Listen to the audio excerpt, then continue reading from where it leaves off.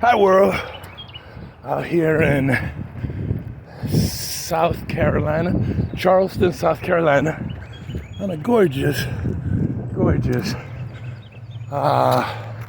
early January afternoon. Trying to get mine out here.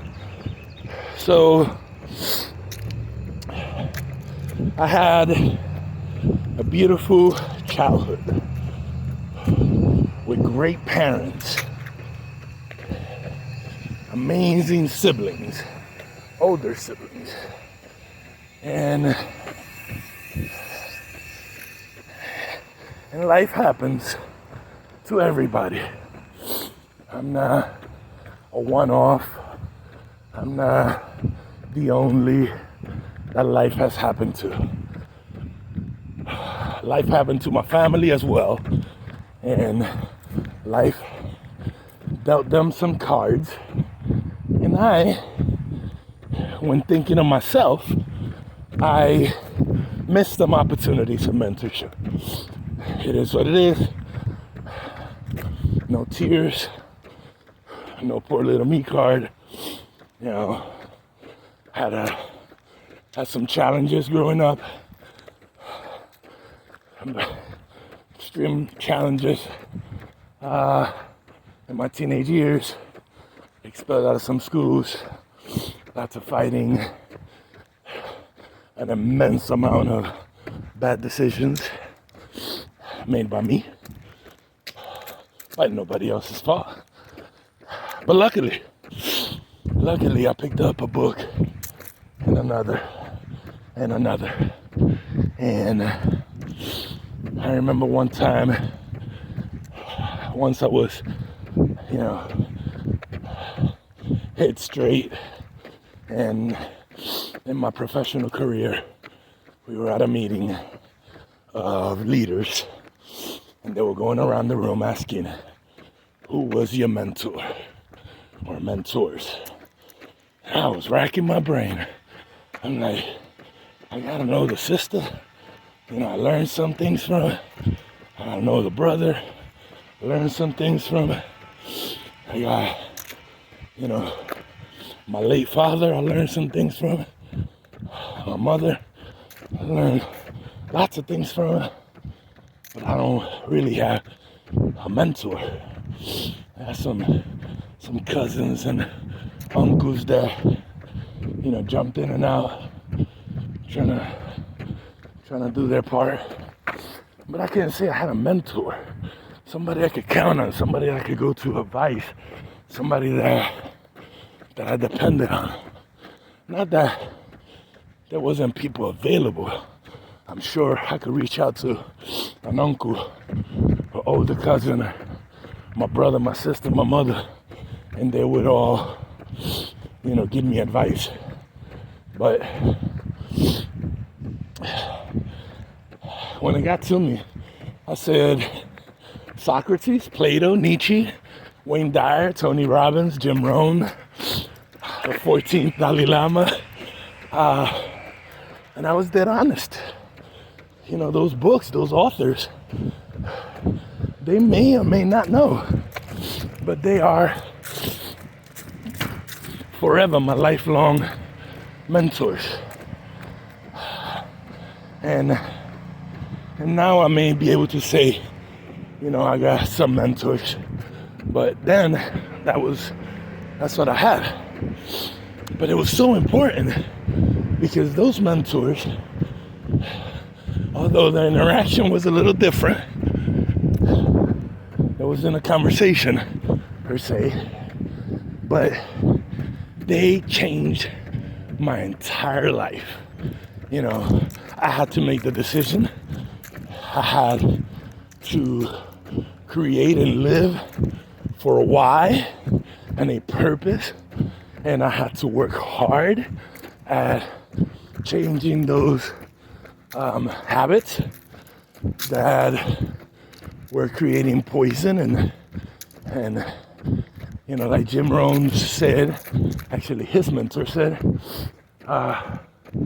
in order for life to get better, you got to get better. So So I started working on me some 20 years ago. And the work, I'm pretty sure, is a never-ending process. I have a long way, and I don't even pretend that journey's ever gonna stop, that I'm gonna get to, some destiny other than 6 feet under eventually. So I've been in love with progress. Progress equals happiness, and I take that to heart, and I'm in love. I have an obsession with progress, with becoming better, a better version of me. I drank almost every single day of my, I would say, adult life, but teenage years too. And I would never work out. I damn sure never ran until some 3.5 years ago. And I smoked. I heavily smoked, like 3 packs a day on average. And that's not if I went out to the bar. For 20 odd years. And I am currently probably 270, 275. I'm a heavy dude, and I'm out here running. 3.5 years. I forgot how many miles I've put, but the first year I ran, I did, I don't know, it was only for 2 months. I started really on I don't know. I know my second year, I did a little over 1,000, like 1,100 miles. Last year, I want to say I didn't break 600, but hey, still so much more than anybody that I know. Almost most people that I know, because I do know some amazing folks that I'm inspired by. However, because I work on me, certain things are an expectation. When I was gonna stop smoking, I was already this positive, motivational dude, mentoring people. It's like, how could I do that? I'm sucking on a cancer stick. So I knew that was gonna end, and it did. And then I started vaping. And then I knew that was gonna end. So I stopped that. Then drinking, oh boy. I thought that I would die with a drink in my hand. But nope, I knew. I was sitting with my friends talking about, that this is the next step. Has to be. I got the person that I am becoming. The person that I am. Shouldn't be drinking. And guess what? I haven't drank in a couple years.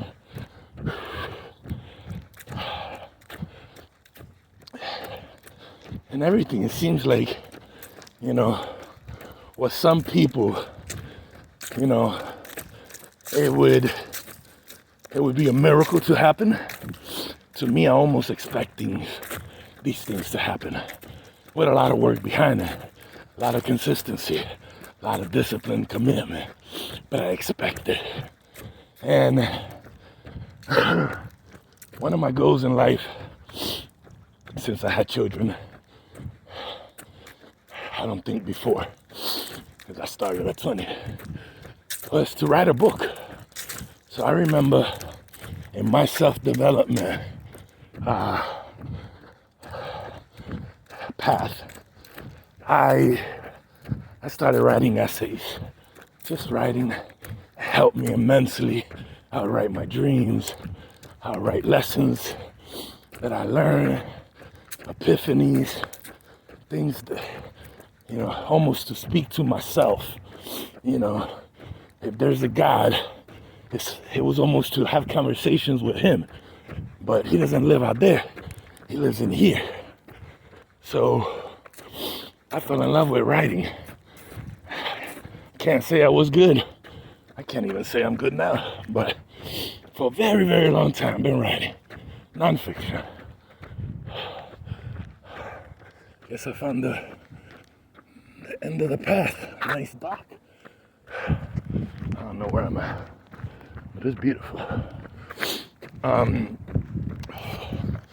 So I started writing a book a long time ago of essays, and then I stopped and just kept on writing essays. And not long ago, I decided, okay, I'm gonna write the cover. A couple years ago, I try to have a mantra every year. A couple years ago, my mantra was, if you know better, why aren't you doing better? And I would look at myself in the mirror every morning. If you know better, why aren't you doing better? And whoo, I could ignore it the first few times. After that, guilt, resentment, I don't know, emotional roller coaster. But we all know what we should eat. We damn sure know what we shouldn't eat. We all know we should exercise. We all know we should read, we should write, we should meditate, we should pray. We all know the stuff we should do. So why aren't we doing it? So that helped me. Like everything, created progress. And it did so much for me for the next 2 years that I decided to write a cover of a book and write that as the title. If you know better, why aren't you doing better? Or, no, I'd put it as me. If I know better, why am I not doing better? So nobody felt attacked. And I started putting the collection of essays together because my journey took all those essays. But now I gotta edit them because you had to kind of live in my head to understand some of those earlier essays. So it was a given. Eventually, I'm gonna write a book. You know, before that, Father's Day, many years ago, my wife, she took a bunch of my essays together. And I don't even know if there was internet back then, but I think we had it on like a brother's computer or something. Yeah, internet. Dial-up, I'm sure. But she took a bunch of them, took them to Kinko's or Staples or something, and made these 2 copies of manuscripts, you know, which I call my book. And I gave it to my son, because that was the goal, right? It was to write my son a book. And then I kept the other copy. We gave it to my mother, something. And it was awesome. And then 10 years ago, we have another one. 9 years ago, we have our third one. And at some point, I'm like, man, before they find out that I wrote their big brother a book, I'm gonna have to write them one. So in the first book, the manuscript, the essays, I was teaching my son how easy it is to create the creation, a different version of the creation, the beginning, just like all religions seem to have their own version. And it was called An Adam in Heaven. And that's it. I mean, it was a great conversation between Adam and his boss, which most of us will call him God, but there's some people that don't believe in that, and that's okay. I don't exclude anybody. So it would be Adam and his higher consciousness, or a higher power, regardless. 15 odd years later, I'm laying in bed with my 2 boys, and we do bedtime stories to exercise their creativity. We make up stories as we go. And it was my turn. I was drawing a blank. It's one of them days, right? So I pulled up that story in my memory banks, and they were intrigued. They were wild. And there's two of them this time. So they start bouncing off questions and asking. And they're asking questions about Adam when he finally gets to his vacation on Earth. How you doing? And I had not written that far.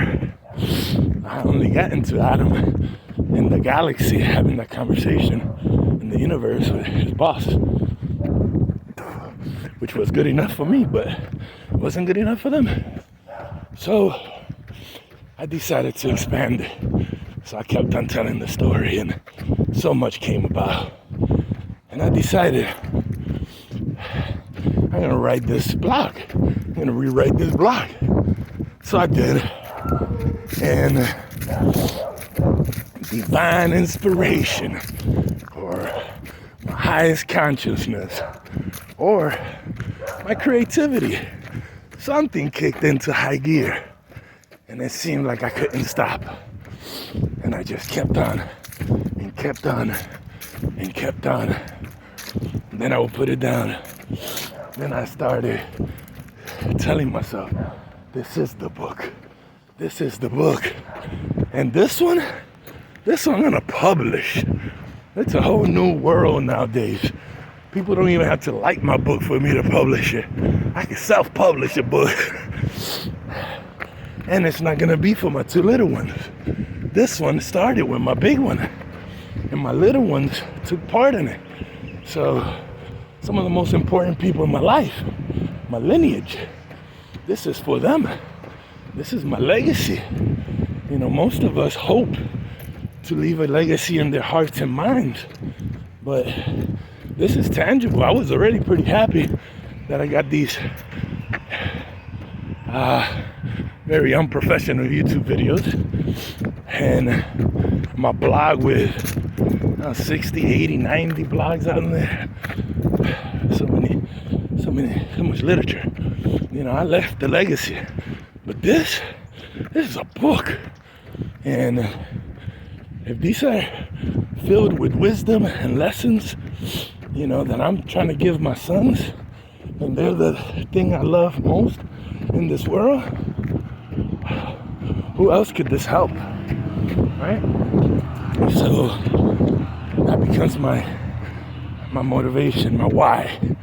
You know, our whys change. My why is always my sons, my wife, my life. But now it expanded to, you know, my purpose in life, I feel, is to leave this place better than it was when I got here. And that's everywhere. Whether it's a job, a school, the Starbucks I frequent, you know, relationships I meet. So this, I can leave this world, I can leave this city, I can leave, you know, there's no ceiling on the effect that I could do if it's as good as I think it is. The lessons, the message. So, guess what? The book is published. The book is out. And now it's called An Adam's Journey. Subtitle, Lessons from a Higher Consciousness. Oh, why did the title change, you ask? Oh, my kids named it because the week prior to that we watched A Dog's Journey. So naturally it becomes Adam's Journey. And it's too cute because it's Adam as the molecule, right? ATOM. And when he goes on vacation and is born into a human being, guess what his parents name him?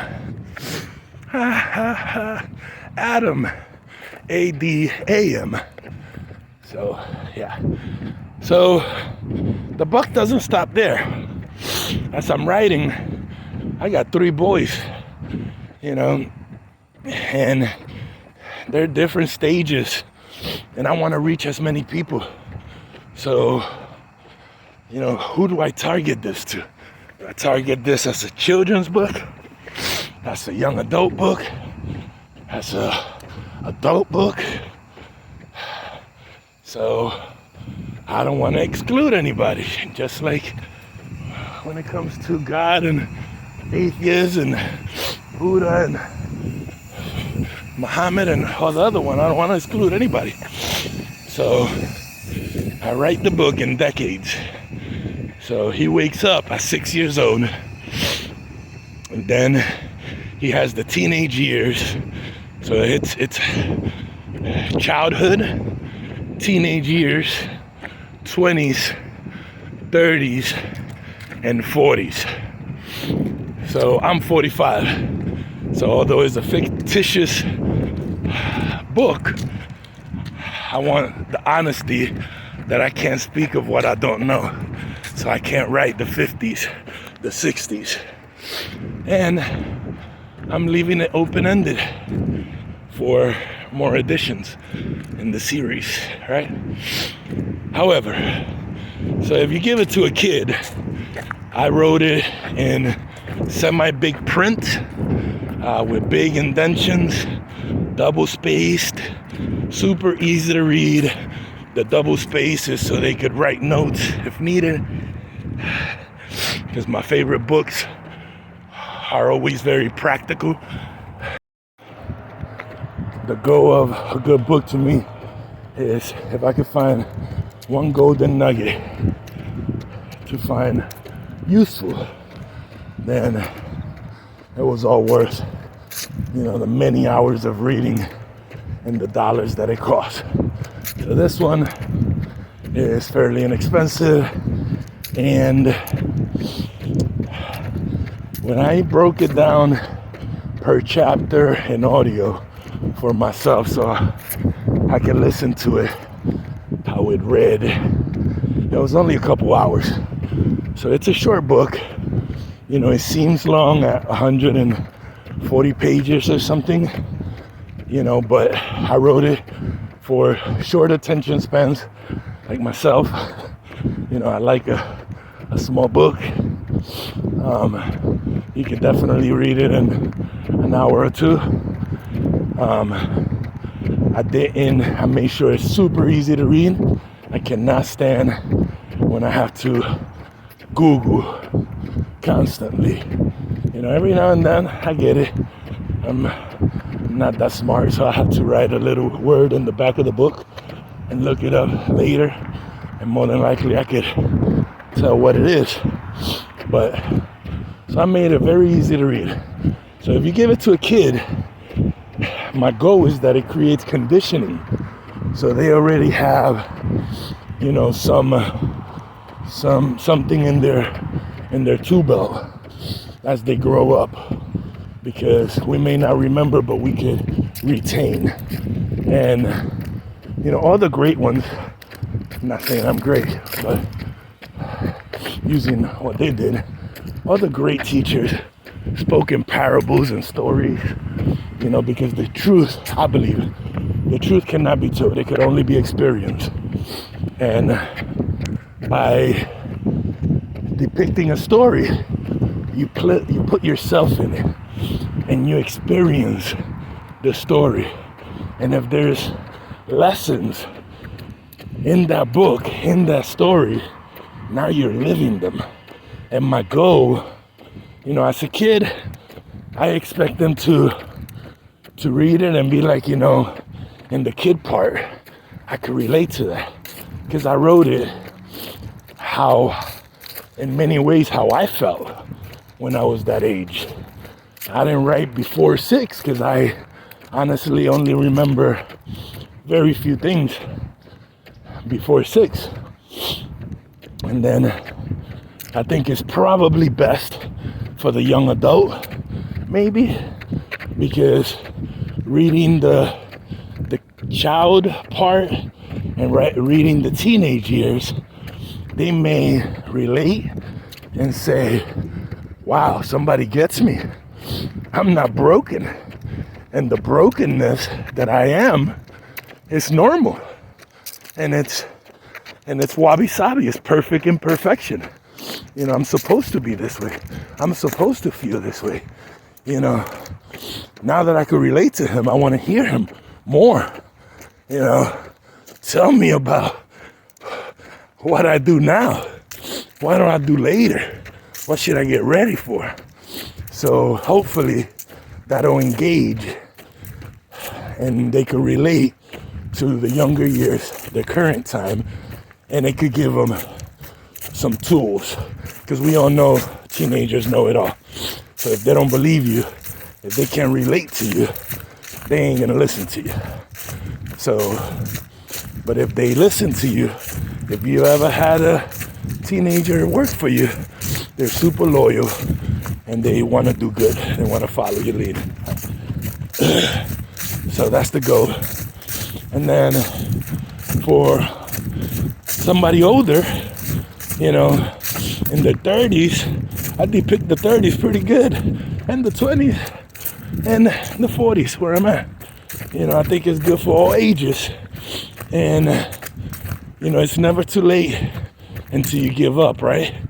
So if you have some things that you want to fix, or if you need some direction, and, you know, some of us are big-headed, or our egos don't allow us to ask for help, seek for help, or we just don't have anybody around, you know, that's in any place to give advice, then maybe, just maybe, this book is for you.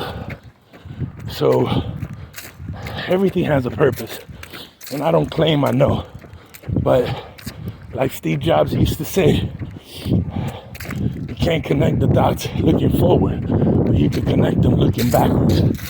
And back then I had no idea why I was going through all that, but now I can assume, guess, hypothesize that I went through all those heartaches, I went through all that hardship, I spent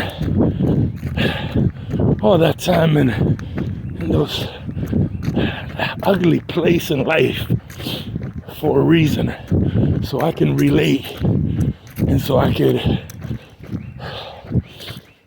have something to teach. You know, a lot of my mentors, those authors and great ones, I've read a lot of biographies, they've motivated me because I know they're made up of the same flesh and bone, the same elements that I am, that they are, or they were. So why can't I? They have the same 24 hours as I do. I know that. So my goal is that some folks will be inspired out there by that book. Love ya.